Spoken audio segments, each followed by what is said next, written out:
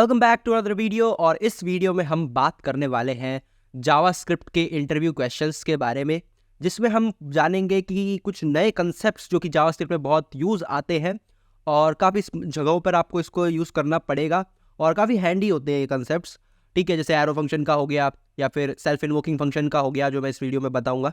और भी बहुत सारे कंसेप्ट है, प्रोटोटाइप्स हो गए, ऐसे छोटे छोटे कंसेप्ट्स हैं जो कि काफ़ी यूज़ आते हैं, इंटरव्यू में भी काफ़ी पूछे जाते हैं। और अगर आपको इनको पता है तो इसका मतलब ये है कि आपको जावास्क्रिप्ट का डिटेल अंडरस्टैंडिंग है। तो इस वीडियो को एंड तक देखिएगा और आपको जानकारी मिलेगी बिल्कुल अच्छे क्वेश्चंस की, नए क्वेश्चंस की, नए कंसेप्ट्स की। ठीक, अगर आपने पिछली वाली वीडियो चेक नहीं करी है तो उसको ज़रूर चेक करिएगा। पार्ट 1 में मैंने ऐसे ही कुछ कंसेप्ट्स के बारे में बताया है और काफ़ी डिटेल में बताया। तो इस वीडियो को बिना किसी देरी के शुरू करते हैं और जानते हैं पहला क्वेश्चन क्या है।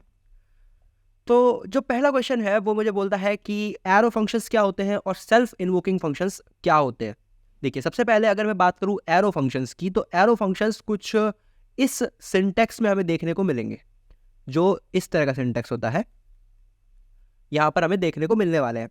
तो ये खुद एक फंक्शन होता है एरो फंक्शन, जिसको हम किसी भी एक वेरिएबल को असाइन कर सकते हैं। जैसे मैंने यहाँ पे एक्स को असाइन कर दिया, अगले ही जो डेफिनेशन है उसमें मैंने वाई को असाइन कर दिया। यहाँ पर देखिएगा कि दो यहाँ पर सिंटैक्स मैंने लिखने की कोशिश की है। पहला है कि एक ब्रैकेट के साथ और एक ब्रैकेट के बिना। तो जो ब्रैकेट के साथ अगर मैं लिखता हूं तो एक पूरा फंक्शन की तरह बिहेव करता है, उसके अंदर रिटर्न स्टेटमेंट भी होती है।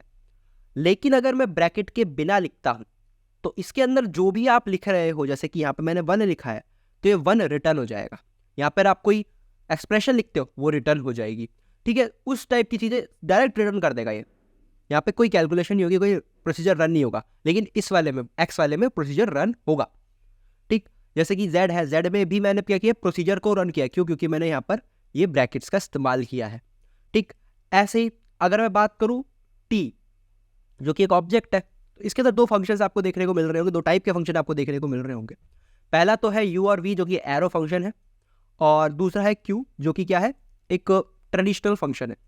तो एरो फंक्शन की ये एक खासियत होती है, या फिर कह लो उसका डिफरेंशिएशन होता है ट्रेडिशनल फंक्शन से, कि उसके अंदर जो दिस कीवर्ड है वो ऑब्जेक्ट को पॉइंट नहीं करता, वो ग्लोबल ऑब्जेक्ट को पॉइंट करता है, मतलब विंडो को पॉइंट करता है। तो देखो यहाँ पर अगर मैं यू की बात करूँ तो यू ने किसको पॉइंट किया है, वी, और यू ने किसको पॉइंट किया है, किसको, एक ग्लोबल ऑब्जेक्ट को पॉइंट किया है। लेकिन अगर क्यू की बात करूँ, जो क्यू है उसने पॉइंट किसको किया है, पूरे ऑब्जेक्ट को, जो कि उसका टी जो पेरेंट ऑब्जेक्ट था उसको पॉइंट कर रखा है। ठीक है, तो ट्रेडिशनल फंक्शन के अंदर दिस काम करता है और एरो फंक्शन के अंदर दिस काम नहीं करता है। ये हो गया क्या, एरो फंक्शंस और सेल्फ इन्वोकिंग फंक्शंस। देखो, सेल्फ इन्वोकिंग फंक्शंस के बारे में अभी बताता हूँ। सेल्फ इन्वोकिंग फंक्शंस क्या होते हैं कि वो खुद को ही कॉल कर लेते हैं।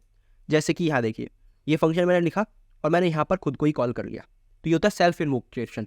ठीक है, यहाँ पर कोई भी फंक्शन का नाम मेरे को असाइन करने की जरूरत नहीं पड़ी, मुझे कोई भी एक अलग से फंक्शन डिक्लेयर करने की जरूरत नहीं पड़ी। ये इसने डिफाइन किया और खुद को ही कॉल कर लिया यहाँ पर, और इसने जो वैल्यू थी वो ए में रिटर्न कर दी, मतलब ए में स्टोर करा दी। तो यहाँ पे जैसे फंक्शन कॉल हुआ तो उसने 13 रिटर्न कराया और 13 को ए में स्टोर करा दिया। वरना अगर मैं इसको नहीं लगाता, इसको यहाँ से हटा देता, तो क्या स्टोर होता, ए के अंदर फंक्शन स्टोर होता। ठीक, तो यहाँ पे अब 13 स्टोर किया क्योंकि मैंने सेल्फ इन्वोक कर दिया था इस फंक्शन को। तो ये था self invoking function, arrow function. अगला है prototype design pattern. Basically prototype design pattern क्या होता है कि हम इस टाइप के पैटर्न में, मतलब इसमें क्या होता है, ऑब्जेक्ट क्रिएशन के बारे में बात करते हैं। जब भी हम ऑब्जेक्ट क्रिएट करते हैं, या तो हम उसको कंस्ट्रक्टर से क्रिएट करें, ठीक है, जो कि स्क्रैच से होता है, बिल्कुल स्क्रैच से हमें कंस्ट्रक्टर के थ्रू, न्यू कीवर्ड के थ्रू हमें क्रिएट करना पड़ता है। ठीक, तो हमें कंस्ट्रक्टर के अंदर ही सारी डेफिनेशन लिखी होती है। लेकिन एक होता है प्रोटोटाइप डिजाइन पैटर्न, जो क्या कहता है कि आप पहले एक ऑब्जेक्ट क्लोन बना लो, मतलब सैंपल ऑब्जेक्ट बना लो, और फिर उसके बाद उस ऑब्जेक्ट को क्लोन कर दो, कॉपी कर दो, नए इंस्टांस में उस ऑब्जेक्ट को कॉपी कर दो। उसे कहते हैं प्रोटोटाइप डिजाइन पैटर्न, कि पहले प्रोटोटाइप बना लो एक और फिर उसको कॉपी करते जाओ, बार बार किसी भी इंस्टांस में उसको कॉपी करते जाओ, पेस्ट करते जाओ, कॉपी करते जाओ, पेस्ट करते जाओ। उससे क्या होगा कि जो हमारे पास ये ऑब्जेक्ट है, इसकी कंप्यूटेशन जो है, जब भी ऑब्जेक्ट क्रिएट होगा, जब इंस्टांस, जैसे कि यहाँ पे एक्स इंस्टांस क्रिएट हुआ है, तो इसकी कंप्यूटेशन बहुत कम हो जाएगी, रिसोर्स कंजप्शन बहुत कम हो जाएगा, क्योंकि क्लोनिंग ही हो रही है, बस नया ऑब्जेक्ट क्रिएट नहीं हो रहा है। मतलब नया ऑब्जेक्ट क्रिएट हो रहा है पर स्क्रैच से क्रिएट नहीं हो रहा है, क्लोनिंग हो रही है ऑब्जेक्ट्स की। तो इस वजह से इसकी कंप्यूटेशन थोड़ी सी कम हो जाएगी, तो मेमोरी कंजप्शन भी कम होएगा, तो काफ़ी रिसोर्स बचेगा। ये होता है प्रोटोटाइप डिज़ाइन पैटर्न कि आपने क्या किया, प्रोटोटाइप ऑब्जेक्ट बना के रखते हैं अपन यहाँ पर और उसके अंदर ही हम फंक्शंस को ऐड करते रहते हैं। तो मैंने पिछली वाली वीडियो में बताया था कि प्रोटोटाइप क्या होते हैं। तो एक फंक्शन होता है, उसके अंदर एक प्रोटोटाइप ऑब्जेक्ट होता है, उसके अंदर हम चीज़ों को करते थे ऐड करते जाते हैं और फिर जब भी हम उसका इंस्टांस क्रिएट करते हैं ना, तो प्रोटोटाइप से सारी चीज़ें उठ के उस ऑब्जेक्ट की इंस्टांस के अंदर आ जाती है। ये होता है प्रोटोटाइप डिज़ाइन पैटर्न कि प्रोटोटाइप हमने एक ऑब्जेक्ट तैयार करके रख रखा है, उसको हम क्लोन करते जा रहे हैं बार बार। तो ये कंप्यूटेशन को आसान करता है। ठीक, इनहेरिटेंस में प्रोटोटाइप काम आता है। ठीक, अब आता है अगला क्वेश्चन जो कि है रेस्ट एंड स्प्रेड ऑपरेटर, जो कि जावास्क्रिप्ट में काफ़ी यूजफुल होते हैं। देखिए, रेस्ट ऑपरेटर की अगर मैं बात करता हूं तो रेस्ट ऑपरेटर क्या करता है कि आप मान लीजिए किसी फंक्शन को कॉल कर रहे हो। ठीक, यहाँ पर जैसे ये मैंने फंक्शन डिफाइन कर दिया है। आप मान लीजिए किसी फंक्शन को आपने कॉल किया, ठीक है, यू को हमने कॉल किया, तो यू के अंदर आपने डिफरेंट पैरामीटर्स पास किए, 1 2 3 पास किया। अब मैंने अगले ही कॉल में यू के लिए कितने सारे पैरामीटर पास कर दिए, बहुत सारे पैरामीटर पास कर दिए। तो मैं क्या चाह रहा हूँ कि ये सारे पैरामीटर यू तक पहुँच जाए, पर मुझे नहीं पता कितने पहुँचने हैं। हर बार अलग पहुँचा रहा हूँ मैं, तो एक बार मैं 3 पहुँचा, एक बार मैंने 10 पहुँचा, एक बार मैंने 12 पहुँचा, एक बार 20 पहुँचा दिए। मैं हर बार अगर अलग नंबर ऑफ पैरामीटर्स पहुँचा रहा हूँ, तो मैं चाह रहा हूँ कि ये सारे के सारे पहुँच जाए, तो हम उसको एक एरे की फॉर्मेट में स्टोर करा लेते हैं। फंक्शन के अंदर ही हम उसको एरे की फॉर्मेट में स्टोर करा लेते हैं। तो कुछ इस तरह का सिंटेक्स हम लिखते हैं जिससे कि जितने भी हमारे पास पैरामीटर्स आ रहे होते हैं वो अर्ग नाम से, या फिर जो भी अर्ग की जगह जो भी आप वेरिएबल का नाम डिक्लेयर करना चाहो, कि मैंने अर्ग लिखा है, तो अर्ग नाम से जो भी एरे है उसके अंदर कॉपी हो जाए या फिर कह लो अंदर आ जाए। तो जैसे कि अगर मैं देखूँ यहाँ पे कंसोल लॉग अर्ग किया है, तो जितने भी मैंने पैरामीटर्स इसमें पास किए तो सब एरे के अंदर आ गए। यहाँ पर भी जितने पैरामीटर पास किए सब एरे के अंदर आ गए। तो जितने भी हम पैरामीटर पास कर रहे हैं उस सारे के सारे एरे के अंदर हम पहुंचा दें, एरे के थ्रू हम पहुंचा दें, फिर एरे के अंदर रख दें, उसे हम कहते हैं क्या, रेस्ट ऑपरेटर। उसको हम किसी इससे डॉट डॉट डॉट ARG, जब हम उसको फंक्शन के डेफिनेशन के नाम के अंदर लिख देते हैं, मतलब कुछ इस तरह से सिंटेक्स होता है बेसिक। इसका बेसिकली यूज़ का होता है कि जब मेरे को मल्टीपल पैरामीटर पास कराने पड़ते हैं और मुझे नहीं पता कि कब मेरे को कितने नंबर ऑफ पैरामीटर्स पास करने हैं। ठीक, तो हम उसको एक एरे के फॉर्मेट में स्टोर करा देते हैं। अब यहाँ पे जितने भी थे वो एरे में आ गए। ऐसे ही है मेरा स्प्रेड ऑपरेटर। स्प्रेड ऑपरेटर क्या करता है कि भाई मेरे पास एक एरे है, मेरे रेस्ट ऑपरेटर तो मेरे पास एरे में कन्वर्ट करता है, जो भी स्प्रेडेड नंबर्स है, अलग अलग नंबर्स है, लिस्ट ऑफ नंबर्स है, उनको एरे में कन्वर्ट करता है। स्प्रेड ऑपरेटर क्या करता है कि जो एरे है उसको स्प्रेड कर देता है, मतलब खोल देता है। यहाँ पर देखिए, ये मेरे पास यहाँ पे एक फंक्शन है v, इसके अंदर 3 आर्ग्यूमेंट्स हैं A B C, और मैंने यहाँ पर एक y एरे बनाई जिसके अंदर मैंने 3 आर्ग्यूमेंट्स लिखे या फिर 3 वैल्यू लिखी। मैंने उस फंक्शन को कॉल किया और उसके अंदर y जो एरे है उसकी सारी वैल्यूज को पास कराना चाहता हूँ। तो मैंने y को क्या कर दिया, स्प्रेड कर दिया। यहाँ पर कैसे कर दिया, डॉट डॉट डॉट y को मैंने यहाँ पे स्प्रेड कर दिया, तो एरे खुल गई मेरी, और अलग अलग जितने भी वेरिएबल्स थे उसके अंदर जाके मेरे जो वैल्यूज हैं कॉरस्पॉन्डिंग इंडेक्स के वो बैठ गई। ठीक, ऐसे ही अगर t की बात करूँ तो t को मैंने क्या डिक्लेयर किया, उसके अंदर मैंने डॉट डॉट डॉट y लिख दिया, स्प्रेड ऑपरेटर y लिख दिया। तो ये क्या करेगा, y को पहले खोल देगा, पूरा का पूरा अलग अलग कर देगा, स्प्रेड कर देगा, और फिर t जो एक एरे है उसके अंदर वो डाल देगा। तो मतलब ऐसा हो गया कि भाई अगर मेरे पास कुछ इस तरह का सिंटेक्स लिखा है तो जो रेस्ट ऑपरेटर है वो कुछ इस तरह से कन्वर्ट कर देता है उसको, और जो स्प्रेड ऑपरेटर है वो इस सिंटेक्स को यहाँ पे मैंने एरे फॉर्मेट में उसको इस सिंटेक्स में कन्वर्ट कर देता है। ये बस इसमें टाइप कन्वर्जन होता है। ठीक, ऐसा ही ऑब्जेक्ट के लिए भी होता है। जब मैं स्प्रेड ऑपरेटर ऑब्जेक्ट पे लगाता हूँ तो उसकी प्रॉपर्टीज अलग अलग हो जाती है, कॉमा सेपरेटेड प्रॉपर्टीज बन जाती है, जो कि हम किसी दूसरे ऑब्जेक्ट में फिर कॉपी कर सकते हैं या फिर डाल सकते हैं। ठीक, ये रहता है स्प्रेड और रेस्ट ऑपरेटर। ठीक, अगला है मेरे पास वीक सेट और वीक मैप। बेसिकली सेट क्या होता है, set is the thing but group of element जिसमें यूनिक वैल्यूज होती है। तो जैसे अगर मैं 1 1 1 इस तरह से बोलूँ ना, तो सेट क्या करेगा, इसको सिर्फ ये बना देगा। ठीक, और अगर मैं इसके अंदर बोलूँ 2 तो फिर इसके अंदर 2 भी ऐड कर देगा। तो यूनिक एलिमेंट्स होते हैं इसके अंदर, यूनिक एलिमेंट्स होते हैं सेट के अंदर। वीक सेट क्या होता है, वीक सेट इज नथिंग, वो ऑब्जेक्ट को कंटेन करके रखता है। ठीक है, हमने यहाँ पर क्या किया था, नंबर को कंटेन किया था, लेकिन वो क्या करेगा, ऑब्जेक्ट को कंटेन करके रखेगा। तो देखिए, यूनिक ऑर्डर्ड एलिमेंट, ऑर्डर मतलब सॉर्टेड एलिमेंट्स को कंटेन करके रखता है, बट ओनली ऑब्जेक्ट, सिर्फ और सिर्फ ऑब्जेक्ट को कंटेन करके रखता है। ठीक है, इसके अंदर 3 मेथड होते हैं, ऐड, डिलीट और हैज। ठीक है, ऐसे ही मेरे पास वीक मैप होता है। वीक मैप क्या होता है, मैप एक नथिंग बट मैपिंग होती है कि भाई ये मेरी वैल्यू है और ये मेरी की है और ये मेरी वैल्यू है। ठीक है, कुछ जावास्क्रिप्ट ऑब्जेक्ट की तरह सिमिलर होता है, बट ये एक मैप होता है, तो एक कॉरस्पॉन्डिंग बाइंडिंग क्रिएट हो जाती है की और वैल्यू के बीच में। ठीक है, लेकिन यहाँ पर एक है कि वीक मैप में सिर्फ और सिर्फ जो कीज़ होती हैं वो सिर्फ और सिर्फ क्या है, ऑब्जेक्ट है, यहाँ पर ऑब्जेक्ट होती है, और जो वैल्यू है वो कुछ भी आर्बिट्री टाइप की हो सकती है। ठीक है, ये तो होता है वीक मैप और वीक सेट। यहाँ पर तीन वीक मैप में चार मेथड्स होते हैं। ठीक, सेट गेट डिलीट हैश। लेकिन जो सबसे इंपॉर्टेंट चीज़ है वो ये है कि यहाँ पर सिर्फ की मेरे पास ऑब्जेक्ट होती है, और सेट के अंदर मेरे पास ऑब्जेक्ट ही मेरे पास सेट के वीक सेट के अंदर स्टोर करा जा सकता है। तो मैं क्या कर सकता हूँ, अगर मेरे पास ऑब्जेक्ट का रेफरेंस स्टोर होएगा, ये तो क्लियर है कि भाई अगर मेरे पास कोई ऑब्जेक्ट कॉपी होता है तो उसका रेफरेंस जनरली कॉपी होता है, डीप कॉपी नहीं होती है उसकी, तो रेफरेंस स्टोर हो रहा होगा। तो जैसे ही ऑब्जेक्ट डिलीट हो गया ना, यहाँ से की भी डिलीट हो जाएगी, तो रेफरेंस भी डिलीट हो गया पूरा का पूरा। तो जैसे ही ऑब्जेक्ट डिलीट हुआ वीक मैप और वीक सेट के अंदर से भी वो चीज़ डिलीट हो जाएगी, क्योंकि वहाँ पे हार्ड कॉपी नहीं होती है, वहाँ पे रेफरेंस कॉपी किया जाता है, नंबर एड्रेस कॉपी किया जाता है वहाँ पे, इस वजह से डिलीट हो जाएगा वहाँ पे भी। ये होता है वीक मैप और वीक सेट। अब बात करते हैं जनरेटर्स के बारे में, जो कि काफ़ी अच्छा कंसेप्ट है।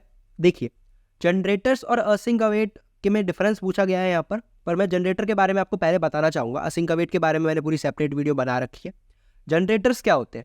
जनरेटर नथिंग बट एक ऑब्जेक्ट होता है या फिर एक फंक्शन जो हमें एक जनरेटर ऑब्जेक्ट रिटर्न करता है। यहाँ पर देखिए, यहाँ मैंने एक फंक्शन बनाया है जन फंक्शन, जो कि मुझे एक ऑब्जेक्ट रिटर्न कर रहा है, जनरेटर ऑब्जेक्ट कहते हैं जिसे हम। मतलब बेसिकली क्या होता है कि अगर मान लीजिए मेरे पास यहाँ पर एक फंक्शन है, ठीक है, और इस फंक्शन के अंदर मैंने पूरी डेफिनेशन लिख रखी है यहाँ पर, और मैं चाह रहा हूँ कि ये ग्रुप ऑफ डेफिनेशन पहले एग्जीक्यूट हो जाए, ठीक, फिर उसके बाद कुछ रिटर्न हो जाए यहाँ पर, फिर ये जो ग्रुप ऑफ डेफिनेशन है ये बाद में एग्जीक्यूट हो जाए, फिर यहाँ पर कुछ रिटर्न हो जाए, एक ही फंक्शन के अंदर। ठीक, हमने अलग अलग फंक्शन नहीं बनाने। तो group of definition, group of statement simultaneously execute हो जाए और फिर कुछ रिटर्न हो जाए, तो ये पॉसिबल है with the help of generator object. मैं क्या करता हूँ, एक फंक्शन बनाता हूँ जिसे मैं कुछ इस कीवर्ड से बनाता हूँ, जैसे कि फंक्शन, जैसे जो ट्रेडिशनल फंक्शन होते हैं उसको तो हम फंक्शन कीवर्ड से बनाते हैं, लेकिन जो जनरेटर ऑब्जेक्ट, जनरेटर फंक्शंस होते हैं उनको हम फंक्शन एस्ट्रिक कीवर्ड से बनाते हैं। और यहाँ पर लिखता हूँ फंक्शन नेम और फिर सिंपल वही डेफिनेशन। यहाँ पर जो भी स्टेटमेंट लिखनी होती है वो लिख देते हैं, और फिर एक कीवर्ड होता है जैसे हम कहते हैं यील्ड, और फिर जो हमें वैल्यू रिटर्न करनी है वो यहाँ वो लिख देते हैं। ठीक, तो ये जब भी मैं एक डॉट नेक्स्ट फंक्शन होता है, जब भी मैं इस फंक्शन डॉट नेक्स्ट फंक्शन को कॉल करता हूँ तो मेरे पास ये इतनी स्टेटमेंट, जब तक मेरे को यील्ड नहीं मिल जाता तब तक स्टेटमेंट एग्जीक्यूट होती है और फिर वैल्यू रिटर्न हो जाती है। वैल्यू जब रिटर्न होती है तो बेसिकली क्या रिटर्न होता है, एक ऑब्जेक्ट रिटर्न होता है जिसके अंदर मेरे पास वैल्यू और डन दो प्रॉपर्टीज होती हैं। ठीक, वो रिटर्न होती है। ठीक, तो जब यील्ड अगर हुआ तो ये रिटर्न होता है। फिर जब भी मैं वापस से डॉट नेक्स्ट को कॉल करूंगा, मैंने पिछली बार डॉट नेक्स्ट को कॉल किया था, बेसिकली ये फंक्शन क्या करता है कि आपको एक ऑब्जेक्ट रिटर्न करता है। ठीक है, जब भी मैं इस फंक्शन को कॉल करता हूँ, मैंने बोला f_n कॉल किया तो मेरे को एक ऑब्जेक्ट रिटर्न होगा जिसे हम जनरेटर ऑब्जेक्ट कहते हैं। तो जनरेटर ऑब्जेक्ट का जेन डॉट नेक्स्ट नाम से एक फंक्शन होएगा, जिसको जब भी मैं कॉल करूंगा ये फंक्शन की डेफिनेशन की एग्जीक्यूशन स्टार्ट हो जाएगी, और जब तक यील्ड नहीं आ जाता तब तक, या फिर रिटर्न यील्ड या रिटर्न नहीं आता तब तक ये चलती जाएगी। ठीक, और जब भी यील्ड आएगा तो कुछ ये ऑब्जेक्ट मेरे पास रिटर्न होएगा, कोरस्पॉन्डिंग एग्जीक्यूशंस के बाद ये ऑब्जेक्ट रिटर्न हो जाएगा और वहीं पे एग्जीक्यूशन स्टॉप हो जाएगी। फिर मैं वापस से जब डॉट नेक्स्ट कॉल करूंगा तो मेरे को वापस से जो बची हुई एग्जीक्यूशन है वो स्टार्ट होने लग जाएगी। फिर जैसे यील्ड अकर होगा, यील्ड कीवर्ड एनकाउंटर होगा, वो एग्जीक्यूशन रुक जाएगी और वैल्यू रिटर्न हो जाएगी। वैल्यू क्या है, ऑब्जेक्ट है बेसिकली ये। ठीक है ना, इसके अंदर दो प्रॉपर्टीज है, वैल्यू और डन। वैल्यू क्या बताती है, जो वैल्यू हम यहाँ पे रिटर्न कर रहे हैं, तो यहाँ पर 10 आएगा, और डन में क्या आएगा, फॉल्स आएगा। क्यों, जब भी यील्ड कीवर्ड के थ्रू, जब मेरा ये जनरेटर फंक्शन यील्ड कीवर्ड के थ्रू रिटर्न करता है तो मेरे पास यहाँ पे फॉल्स आता है कि आगे की एग्जीक्यूशन बची हुई है। और जब भी मेरे पास रिटर्न कीवर्ड के थ्रू रिटर्न करता है तो मेरे पास ट्रू आता है, क्योंकि आगे की वैल्यू, आगे की एग्जीक्यूशन बची नहीं है मेरे पास। ठीक है, तो यहाँ पर मैंने उस चीज़ को क्या किया है, दिखाया है। देखिए यहाँ मेरे पास क्या है, जनरेटर फंक्शन मैंने बना रखा है जेन फंक्शन, जेन फंक, और उसके अंदर दो यहाँ पर एग्जीक्यूशन लगा रखी है और फिर उसके बाद यील्ड कर रहा है ये। तो जब भी मैं जनरेटर, मैंने बताया था कि भाई जनरेटर ऑब्जेक्ट रिटर्न करता है, जेन में स्टोर करा लिया और डॉट नेक्स्ट से मैंने उसको कॉल किया। अब डॉट नेक्स्ट के बाद जब मैंने उसको कॉल किया तो ये फर्दर जो दो ऊपर की एग्जीक्यूशंस थी कंसोल लॉग वाली, वो यहाँ पर रन करी, और यील्ड कीवर्ड से मेरे पास एक ऑब्जेक्ट रिटर्न हुआ 10 और फॉल्स। ठीक है, मैं यहाँ पर आपको इस चीज़ को करके दिखाता हूँ Node.js में। यहाँ पर मैं इस चीज़ को करके दिखाऊंगा। तो ये देखिए, फंक्शन मैंने यहाँ पर फंक्शन एस्ट्रिक जेन फंक्शन मैंने यहाँ पे डिक्लेयर किया, और इस फंक्शन के अंदर मैंने कंसोल डॉट लॉग कराया क्या, हेलो, और यहाँ मैंने क्या किया, यील्ड किया यील्ड किया 10। ठीक, अब मैंने यहाँ पे console.log कराया, री एग्जीक्यूटेड, जो भी स्पेलिंग है, और फिर वापस से मैंने यील्ड कराया 20, और फिर उसके बाद मैंने रिटर्न कराया 30, इस तरह से, और ये फंक्शन खत्म हो गया। अब मैंने यहाँ पर मैंने बताया था कि जेन, मेरे पास एक ऑब्जेक्ट रिटर्न होता है, तो जेन फंक्शन से मेरे को यहाँ पर एक ऑब्जेक्ट, जनरेटर ऑब्जेक्ट मिलने वाला है। अब जब भी मैं जेन डॉट नेक्स्ट को कॉल करता हूँ, तो एक फंक्शन है बेसिकली, और जब भी मैं जेन डॉट नेक्स्ट को कॉल करता हूँ तो ध्यान दीजिएगा कि मैं जो ऊपर की जो एग्जीक्यूशन, जब तक मेरा यील्ड एनकाउंटर नहीं हो जाता, तो मेरा ये वाला यील्ड एनकाउंटर नहीं हो जाता, तब तक की एग्जीक्यूशन चलेगी। तो देखिए यहाँ पर हेलो, यहाँ पर लॉग हो गया, कंसोल लॉग हो गया, और यील्ड मेरे को क्या कर दी, एक वैल्यू रिटर्न कर दी इसने। ठीक, जो कि मैं एक्सेस कर सकता हूँ ऑब्वियसली, ऑब्जेक्ट को जिस तरह से एक्सेस करते हैं वैसे ही। अब मैं वापस से लिखता हूँ जेन डॉट नेक्स्ट, तो आगे की जो फर्दर एग्जीक्यूशन थी यील्ड के बाद की, वो चलने लग जाएगी। देखिए री एग्जीक्यूटेड यहाँ पर चलने लग गया, ठीक है, और 20 इसने रिटर्न कर दिया। और डन देखना फॉल्स है दोनों बार, क्योंकि यील्ड से रिटर्न हुई है वैल्यू, आगे की एग्जीक्यूशन बची हुई है। अब मैं वापस से जेन डॉट नेक्स्ट कॉल करता हूँ, तो फर्दर एग्जीक्यूशन मेरे पास यहाँ पे स्टार्ट हो जाएगी। और देखिए यहाँ पर मेरे पास वैल्यू तो 30 आई है, लेकिन इस बार डन जो आया है वो ट्रू आया है। क्यों? क्योंकि रिटर्न के थ्रू मेरे पास वैल्यू रिटर्न की गई है, और जो रिटर्न के थ्रू की गई है इसका मतलब फर्दर एग्जीक्यूशन मेरे पास नहीं बची है। तो इसे कहते हैं हम क्या, जनरेटर फंक्शन, जो कि ब्रेक पॉइंट्स में चलता है। यहाँ से यहाँ तक चलेगा, फिर रुक जाएगा, फिर यहाँ से यहाँ तक चलेगा, फिर रुक जाएगा। तो हम इसके थ्रू अपन अपने हिसाब से कस्टम जो फंक्शन है उसको बना सकते हैं, पुश प्ले करके फंक्शन बना सकते हैं। एक तरह से वही काम हो गया इसका, ठीक है। अब ऐसा ही मेरे पास कुछ असिंक अवेट में भी होता है, बट उसमें थोड़ा डिफरेंट होता है। पहली बात तो सबसे जो इंपॉर्टेंट बात है वो यहाँ पर है कि ये जनरेटर ऑब्जेक्ट रिटर्न कर रहा है, और वो मेरे को प्रॉमिस, रिजॉल्व्ड प्रॉमिस रिटर्न कर रहे होते हैं। ठीक, ये तो सबसे इंपॉर्टेंट बात है असिंक अवेट की और जनरेटर फंक्शन की। लेकिन जो जनरेटर फंक्शन है उसके अंदर मेरे पास बार बार वैल्यू रिटर्न होती है। जब भी मैं नेक्स्ट कीवर्ड को कॉल करता हूँ और यील्ड अकर होता है तो मेरे पास वैल्यू रिटर्न होती है। लेकिन असिंक अवेट में ऐसा नहीं होता। असिंक अवेट में सस्पेंशन होता है फंक्शन का, और कोई दूसरा टास्क एग्जीक्यूट होता है।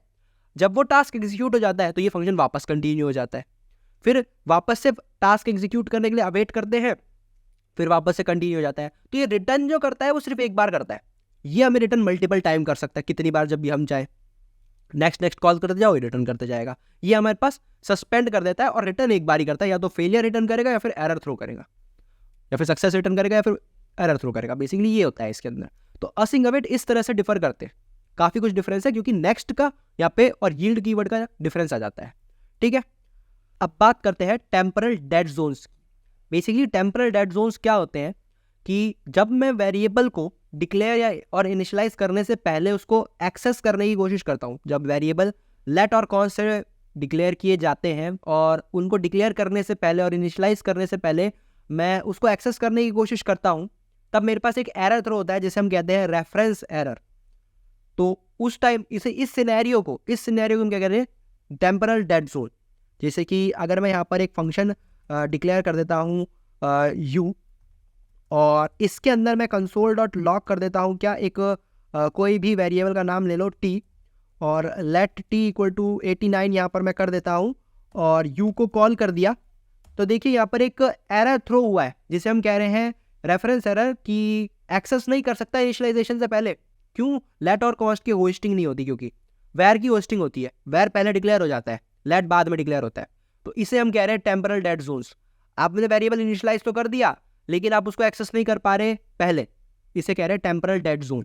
रेफरेंस एरर क्रिएट हो रहा है, ठीक है। तो इसे ये टेम्परल डेड जोन। अगला है role of defer in scripts in JS. Basically होता क्या है कि जब मैं जावास्क्रिप्ट में, जब जावास्क्रिप्ट लोड होती है या फिर कोई भी पेज लोड होता है, जैसे कि सर्वर है मेरा ये वाला, मैं यहाँ पे आपको डायग्राम से बताता हूँ। मेरा यहाँ पे एक क्लाइंट है, ठीक है, और मेरा यहाँ पर सर्वर है। जब मैं सर्वर से रिक्वेस्ट करता हूँ किसी भी पेज की, तो कई पेज होते हैं बल्कि, कई स्क्रिप्ट्स होती है बल्कि। बेसिकली HTML के अंदर स्क्रिप्ट एम्बेड होती है, लिखा होता है, तो वो स्क्रिप्ट भी फैच होती है। तो स्क्रिप्ट्स कई सारी बल्कि होती है, कई सारी काफ़ी प्रोसेसिंग टाइम लेती है, ठीक है, कई सारा नेटवर्क डिले हो जाता है, ठीक। तो बहुत कुछ सिनेरियोज होते हैं जिसकी वजह से जो स्क्रिप्ट है वो काफ़ी लेटेंसी क्रिएट कर जाती है पहुँचने में। जो बल्कि स्क्रिप्ट्स हैं वो काफ़ी लेटेंसी क्रिएट कर देती है पहुँचने में। इस वजह से जो क्लाइंट की तरफ पे ब्राउज़र तब तक HTML रेंडर नहीं करता जब तक स्क्रिप्ट लोड नहीं हो जाती। सारी की सारी स्क्रिप्ट या फिर सब कुछ मटेरियल उसके पास लोड नहीं हो जाता तब तक वो रेंडरिंग नहीं करता है।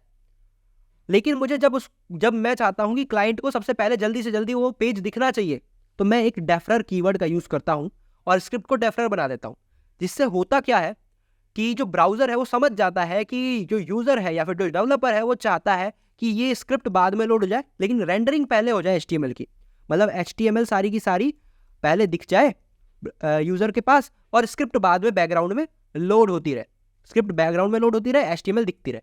वरना होता क्या है, स्क्रिप्ट लोड होगी फिर HTML दिखेगी, क्योंकि स्क्रिप्ट लोड होने में काफी टाइम लग रहा है तो HTML दिखने में भी काफी टाइम लगेगा।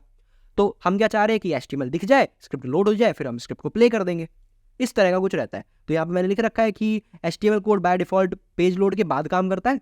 नेटवर्क स्लो होने की वजह से वो बल्कि स्क्रिप्ट को डाउनलोड करने में टाइम लगता है, इसकी वजह से पहले जो दिखेगा वो काफी शो टाइम लेट होगा। तो डिफरेंट कीवर्ड का हम इस्तेमाल करते हैं ताकि स्क्रिप्ट जो है बैकग्राउंड में लोड हो जाए और हमारा जो HTML है वो रेंडर हो जाए, पूरा डॉम क्रिएट हो जाए, फिर हम स्क्रिप्ट को चला देते हैं। ठीक है, इससे पेज जो है क्विकर दिखता है। ये था बहुत ही सिंपल था डिफरेंट कीवर्ड, जो कि काफ़ी यूजफुल भी है और काफ़ी अच्छा इंटरेक्टिव एक्सपीरियंस बनाता है यूज़र के लिए। अच्छा, अब जो हमारे पास कोड आए हैं, कुछ काफ़ी अच्छे कोड आए हैं, अब इनके बारे में हम बात करते हैं कि आउटपुट ऑफ द कोड क्या होने वाले हैं। बेसिकली देखिए, आपके स्क्रीन के सामने एक कोड है, जावास्क्रिप्ट का कोड है। अब आपको बताना है कि इसका आउटपुट क्या होगा। ठीक है, आप सोचिए और बताइए इस वीडियो को पॉज करके क्या आउटपुट होगा। ठीक है, तो आपने कर लिया होगा आई थिंक। चलो शुरू करते हैं अपन। देखिए यहाँ पर मुझसे क्या बोला जा रहा है कि x इक्वल टू एक ऑब्जेक्ट है। यहाँ पर जो इनिशियलाइज मैंने किया है, x इक्वल टू एक ऑब्जेक्ट है मेरे पास यहाँ पे, और यहाँ पर मैंने x इक्वल टू इनिशियलाइज करके एक ऑब्जेक्ट बनाया है, और y भी एक ऑब्जेक्ट बनाया है, और z भी मैंने एक ऑब्जेक्ट बनाया है। और फिर मैंने क्या किया, x ऑफ y को मैंने एक ऑब्जेक्ट असाइन कर दिया, x ऑफ z को मैंने एक असाइनमेंट कर दिया एक ऑब्जेक्ट जिसमें नाम बंटी है। ठीक है, और प्रिंट करवाया x ऑफ z, प्रिंट करो z ऑफ x, मतलब x की z प्रॉपर्टी को प्रिंट करो। तो क्या आंसर आना चाहिए, तो आंसर आएगा कुछ ये, नेम बंटी। ऐसा क्यों आया, ऐसा इसलिए आया क्योंकि जब भी हम किसी भी ऑब्जेक्ट की प्रॉपर्टी या फिर की को असाइन करते हैं तो हम उसको ऑब्जेक्ट असाइन नहीं कर सकते, हम उसको स्ट्रिंग असाइन कर सकते हैं या नंबर असाइन कर सकते हैं।